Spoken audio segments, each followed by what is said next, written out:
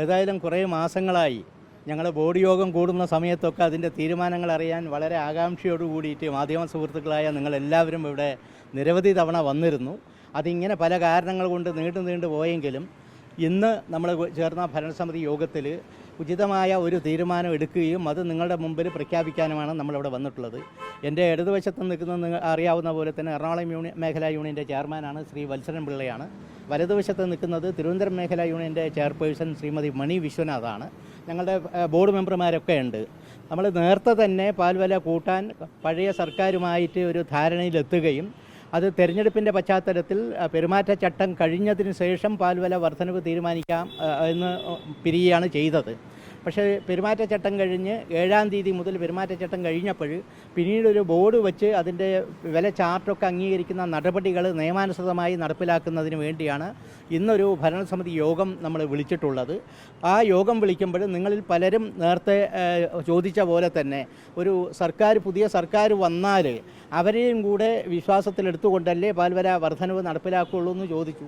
അന്ന് തന്നെ ഞാൻ മറുപടി പറയുന്നത് സർക്കാർ എന്ന് പറയുന്നത് ഒരു തുടർ സംവിധാനമാണ്, എന്നാലും നമ്മൾ സർക്കാരിനെ വിശ്വാസത്തിലെടുത്തുകൊണ്ടേ മുന്നോട്ട് പോകാൻ കഴിയുള്ളൂ എന്ന് അന്ന് തന്നെ പ്രഖ്യാപിച്ചതാണ്. ഇന്ന് രാവിലെ നമ്മൾ പുതിയ സർക്കാർ അധികാരം ഏറ്റെടുത്തെങ്കിലും നമ്മളെ വകുപ്പ് മന്ത്രി ഏതാണ് എന്ന് ഞങ്ങൾ ബോർഡ് യോഗം തുടങ്ങുന്നത് വരെ നമ്മൾക്ക് ആരും അറിഞ്ഞില്ല. അപ്പോൾ മുഖ്യമന്ത്രിയുമായിട്ട് നമ്മൾ വത്സരൻ പിള്ളയുടെ നേതൃത്വത്തിൽ 3-4 പേര് അദ്ദേഹത്തെ രാവിലെ കാണുകയും പാൽവില വർധനവ് നടപ്പിലാക്കുന്നതിന് ഒരു പ്രയാസമില്ല, നിങ്ങളത് തീരുമാനം എടുത്തോളൂ എന്ന് പറയുകയും ചെയ്തതുകൊണ്ട് പഴയ തീരുമാനമാണെങ്കിലും പുതിയ മുഖ്യമന്ത്രിയുടെ തന്നെ അനുവാദം അല്ലെങ്കിൽ അദ്ദേഹത്തിൻ്റെ തന്നെ ധാരണ തന്നിട്ടുണ്ട്. അവിടെ എടുത്തു പറയേണ്ട ഒരു കാര്യം, ഇപ്പോൾ മുഖ്യമന്ത്രിയായ ശ്രീ വി.ഡി. സതീശൻ പ്രതിപക്ഷ നേതാവാകുമ്പോൾ തന്നെ ഒരു പരിപാടിയിൽ ഞങ്ങളുടെ സാന്നിധ്യത്തിൽ എന്നോട് വ്യക്തിപരമായും അതുപോലെ തന്നെ പരസ്യമായ ഒരു മീറ്റിങ്ങിലും ഏത് വില വർധനവ് സർക്കാരിൻ്റെ ഭാഗത്തുണ്ടായാലും ഞങ്ങൾ എതിർക്കും, പക്ഷേ പാൽവില വർധനവിനെ എതിർക്കില്ല എന്ന് തുറന്ന് പ്രഖ്യാപിച്ചൊരു മനുഷ്യനാണ് അദ്ദേഹം. അങ്ങനെ പറഞ്ഞെങ്കിലും ഞങ്ങളൊരു തീരുമാനമായിട്ട് പോകുമ്പോൾ എറണാകുളം യൂണിയൻ ചെയർമാനും കുറേ അംഗങ്ങളും, കാരണം മിനിഞ്ഞാന്ന് അധികാരമേറ്റ് ഇന്ന് രാവിലെ 7 മണിക്കാണ് ഞാൻ ഇവിടെ എത്തിയത്. 3-4 ദിവസം പല ജില്ലകളിലും യാത്ര കഴിഞ്ഞ് മുഖ്യമന്ത്രിയെ കാണാനായിട്ട് എനിക്ക് കഴിഞ്ഞില്ല. അവർ കണ്ടു ഇതുമായിട്ട് മുന്നോട്ട് പോകാനായിട്ട് പറഞ്ഞതിൻ്റെ അടിസ്ഥാനത്തിൽ നമ്മൾ അജണ്ട വെച്ച് ഇന്ന് 4 രൂപ 1 ലിറ്റർ പാലിന് ജൂൺ മാസം 1-ാം തീയതി മുതൽ വില വർദ്ധിപ്പിക്കുന്നതിന് തീരുമാനമെടുത്തിട്ടുണ്ട്.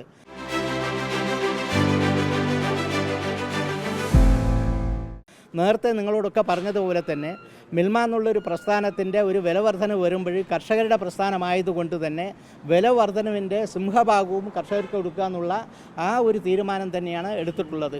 83.75% കർഷകർക്ക് 4 രൂപയിൽ നമ്മൾ കർഷകർക്ക് കൊടുക്കും. എന്ന് വെച്ചാൽ 3 രൂപ 35 പൈസ നമ്മൾ കർഷകർക്ക് കൊടുക്കും. അതുകൂടാതെ നമ്മളെ 2 പ്രധാനപ്പെട്ട നമ്മളുമായിട്ട് കുടുംബമായിട്ട് നിൽക്കുന്ന 2 വിഭാഗങ്ങൾ, ഒന്ന് പ്രാഥമിക ക്ഷീര സംഘങ്ങൾ, 2 നമ്മളുടെ ഉൽപ്പന്നങ്ങൾ വിൽക്കുന്നവർ, ഇവർക്ക് 2 പേർക്കും വില വർധനവിൻ്റെ 5.75% കഴിഞ്ഞ പാൽവിലയിൽ നമ്മൾ വർദ്ധിപ്പിച്ചത്. അത് 6.25% വർദ്ധിപ്പിച്ചുകൊണ്ട് സംഘങ്ങൾക്ക് കൊടുക്കുന്ന വിലയിൽ 6.25%, അതുപോലെ തന്നെ വിൽപ്പനക്കാർക്കും 6.25% വർധനവിൻ്റെ വർദ്ധിപ്പിച്ചുകൊണ്ടൊരു തീരുമാനം ഉണ്ടാക്കിയിട്ടുണ്ട്. ഇതെല്ലാം ചെയ്യുമ്പോഴും കർഷകർക്ക് കൊടുക്കുന്ന പൈസ ഒന്നും കുറവാകാതെ മിൽമയുടെ ലാഭം വളരെ നാമമാത്രമായ ലാഭമാണെങ്കിലും അതിൽ കുറവ് ചെയ്തുകൊണ്ടാണ് ഇതൊക്കെ ചെയ്തിട്ടുള്ളത്. മിൽമയ്ക്ക് കിട്ടുന്നത് പലർക്കും ഒരു ധാരണയുണ്ട്, മിൽമ കർഷകരുടെ പാല് മേടിച്ചിട്ട് അങ്ങനെ വല്ലാതെ കൊള്ള ലാഭം എടുക്കുക എന്നുള്ളൊരു ധാരണയുണ്ട്. ശുദ്ധമായി ഈ മേഖലയെക്കുറിച്ച് ഇതിൻ്റെ പ്രവർത്തനത്തെക്കുറിച്ച് അറിയാത്ത ചിലർ പറയുന്ന കാര്യങ്ങളാണ്. നമ്മൾക്ക് കിട്ടുന്നത് ഈ വില വർധനവിൽ 10 പൈസയാണ് 4 രൂപ വില വർധനവിൽ നമുക്ക് കിട്ടുന്നത്. 10 പൈസ മാത്രമേ മാറ്റി വെച്ചിട്ടുള്ളൂ. അതുമാത്രമല്ല ആ 10 പൈസ കിട്ടുന്നത് നിങ്ങൾക്കൊക്കെ ഇതിനു മുമ്പ് പറഞ്ഞതുപോലെ തന്നെ ഇനി വാദത്തിന് മിൽമ എന്തെങ്കിലും കൂടുതൽ ലാഭം ഉണ്ടാക്കിയാൽ ആ ലാഭത്തിൻ്റെ മൃഗീയ ഭാഗവും ക്ഷീരകർഷകർക്ക് കാലിത്തീറ്റ സബ്സിഡിയും അധിക പാൽവിലയാണ് കൊടുക്കുന്നത്. കഴിഞ്ഞതിൻ്റെ മുമ്പിലത്തെ കൊല്ലം 255 കോടി രൂപ അങ്ങനെ ലാഭത്തുനിന്ന് കൊടുത്തപ്പോൾ ഞങ്ങൾക്ക് കിട്ടിയ മൊത്തം ലാഭത്തിൻ്റെ 92.5% ക്ഷീരകർഷകർക്കും അതുപോലെ തന്നെ സംഘങ്ങൾക്കുമായിട്ട് കൊടുത്ത ഒരു അനുഭവമാണുള്ളത്. അപ്പം നമുക്ക് വാദത്തിന് ആരെങ്കിലും പറയുന്ന പോലെ അല്പം ലാഭം ഉണ്ടാക്കിയാലും അത് കർഷകർക്ക് തന്നെ കൊടുക്കേണ്ടതാണ്. അതിൻ്റെ ഒരു ചിന്തയുടെ ഭാഗമായി തന്നെയാണ് ഇപ്പോൾ 4 രൂപ വർദ്ധിപ്പിക്കുമ്പോൾ 83.75% കർഷകർ കൊടുത്തിട്ടുള്ളത്. അതുകൂടാതെ മറ്റൊരു കാര്യം, സാധാരണഗതിയിൽ കാലിത്തീറ്റയുടെ വില വർധനവ് ഇപ്പോൾ പല കമ്പനികളും ഇതിനകം തന്നെ വലിയ തോതിൽ വില വർദ്ധിപ്പിച്ചിട്ടുണ്ട്.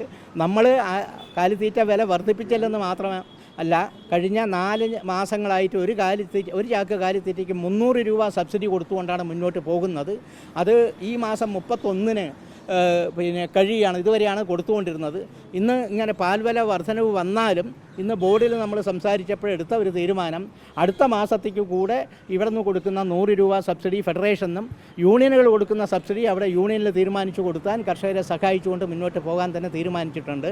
അപ്പോൾ കർഷകരുടെ പ്രസ്ഥാനമായ മിൽമ ഞങ്ങൾ ഒരുമിച്ച് ഭരണസമിതി എടുക്കുമ്പോൾ കർഷകർക്ക് ഗുണകരമായും കൺസ്യൂമേഴ്സിന് സഹായകമായും അവരെ വിശ്വാസത്തിലെടുത്തും മുന്നോട്ട് പോകാൻ പറ്റാവുന്ന തീരുമാനങ്ങളാണ് നമ്മൾ എടുത്തിട്ടുള്ളത്. അതുകൊണ്ട് ഈ വില വർധനവ് ജൂൺ മാസം 1-ാം തീയതി മുതൽ, പ്രത്യേകിച്ചിട്ട് ഈ വളരെ വൈകാതെ തന്നെ പെരുന്നാളും അതുപോലെയുള്ള ഉത്സവങ്ങളൊക്കെ വരുന്നതുകൊണ്ട് ആ സമയത്ത് ഒരു വില വർധനവ് ഉണ്ടാക്കി എന്നൊരു ആരോപണം കൂടെ വരാതിരിക്കാനായി ജൂൺ 1-ാം തീയതി മുതൽ വില വർദ്ധിപ്പിക്കാനാണ് ഇപ്പോൾ തീരുമാനിച്ചിട്ടുള്ളത്.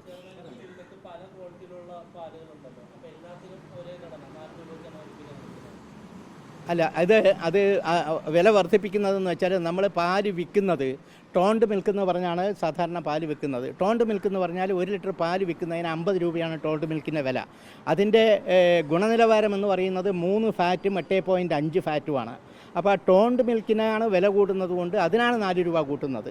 അപ്പോൾ 3 8.5, അതായത് ടോട്ടൽ സോളിഡ് 11.5 വരുന്ന സമയത്ത് 3 രൂപ 35 പൈസ കിട്ടും. അതിൻ്റെ കൂടുതലായിട്ട് വരുന്നതിന് അതിനാനുപാതികമായിട്ട് വില കൂടുതലായിട്ട് കിട്ടിക്കൊണ്ടിരിക്കും. 54 രൂപയാകും. 50 രൂപയുള്ളത്. അതിൻ്റെ ഹോമജനൈസ്ഡ് മിൽക്ക് ഉണ്ട്, അത് 52 രൂപയാണ്. അത് 56 രൂപയാകും. ഇല്ല, അത് പരിശോധിച്ചിട്ട് ഇപ്പോൾ ഈ പാൽവില വർധനവ് മാത്രമല്ല, ഇപ്പോൾ നിങ്ങൾക്കൊക്കെ അറിയാവുന്ന പോലെ തന്നെ ഉൽപ്പാദന ചെലവിൽ ഒരു 25% വർധനവ് നമുക്ക് വന്നിട്ടുണ്ട്. ഇപ്പോൾ പശ്ചിമേഷ്യയിലെ യുദ്ധത്തിൻ്റെ ഭാഗമായിട്ട് നമ്മൾ ഈ പാക്കിംഗ് മെറ്റീരിയൽ, പ്രത്യേകിച്ച് പ്ലാസ്റ്റിക് അടക്കമുള്ള സാധനങ്ങൾ വലിയ തോതിൽ വില കൂടുകയും അത് സമയത്തിന് കിട്ടാതിരിക്കുകയും ചെയ്യുന്നൊരു പ്രശ്നമുണ്ട്. അത് വരുന്നുണ്ട്. അതുകൂടാതെ തന്നെ ഇപ്പം അറിയാം, ഡീസൽ പെട്രോൾ വില ഇങ്ങനെ ദിവസം കൂടിക്കൊണ്ടിരിക്കുന്നത് കൊണ്ട് അത് ഞങ്ങളെ വലിയ തോതിൽ ബാധിക്കുന്നുണ്ട്. കാരണം വലിയൊരു എമൗണ്ടിലാണ് ഞങ്ങൾ ഡീസലും പെട്രോളൊക്കെ മേടിച്ച് വാഹനങ്ങൾക്കും അതുപോലെ പ്രോസസ്സിങ്ങിന് ഉപയോഗിക്കുന്നത്. ഇതൊക്കെ നമ്മളുടെ ഉൽപ്പാദന ചെലവ് കൂടുന്നതിന് വലിയ ഭാരമുണ്ടായിട്ടുണ്ട്.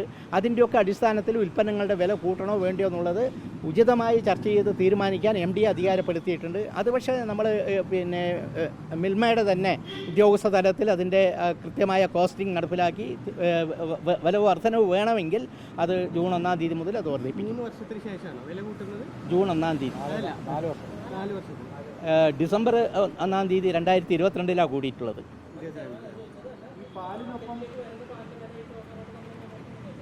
അതെ, ഡിസംബർ 1-ാം തീയതി 2022 ഡിസംബർ 1-ാം തീയതി മുതലാണ് നമ്മൾ കൂട്ടിയത്. അപ്പോൾ 3.5 കൊല്ലം കഴിഞ്ഞു. അതാണ് ഞാനിപ്പോൾ പറഞ്ഞത്. അത് കൃത്യമായ പരിശോധിച്ചിട്ട് ഉചിതമായ നടപടികൾ എടുക്കാൻ MD അധികാരപ്പെടുത്തിയിട്ടുണ്ട്. പക്ഷേ കാര്യമായിട്ടുള്ള വർധനവ് ഉണ്ടാവാനുള്ള സാധ്യതയില്ല. നമ്മൾ വാങ്ങുന്ന പാലാണ് വലിയ വോളിയം പോകുന്നത്. പക്ഷേ നമ്മൾ ഉൽപ്പന്നങ്ങളുടെ കോസ്റ്റിംഗ് നടത്തിയിട്ട് നഷ്ടത്തിൽ കൊടുത്തു മുന്നോട്ട് പോകാൻ കഴിയില്ല. നമ്മൾ എന്തെങ്കിലും ക്ഷീരകർഷകരെ ഈ പറഞ്ഞ സഹായങ്ങൾ ലാഭത്തിൻ്റെ വിഹിതമായി കൊടുക്കുന്നത് ഉൽപ്പന്നങ്ങൾ വിറ്റുണ്ടാക്കുന്ന ലാഭമാണ്. അപ്പോൾ അതിന് നഷ്ടത്തിൽ പോകുന്ന വിധത്തിൽ വരാതെ ഒരു പുനഃക്രമീകരണം വേണ്ടി വന്നാൽ അത് ചെയ്യും. അത് MDയും ഉദ്യോഗസ്ഥ തലത്തിൽ ആലോചിച്ച് ചെയർമാനുമായിട്ട് ഡിസ്കസ് ചെയ്ത് നടപടികളായിട്ട് മുന്നോട്ട് പോകാൻ ഇന്ന് തീരുമാനിച്ചിട്ടുണ്ട്.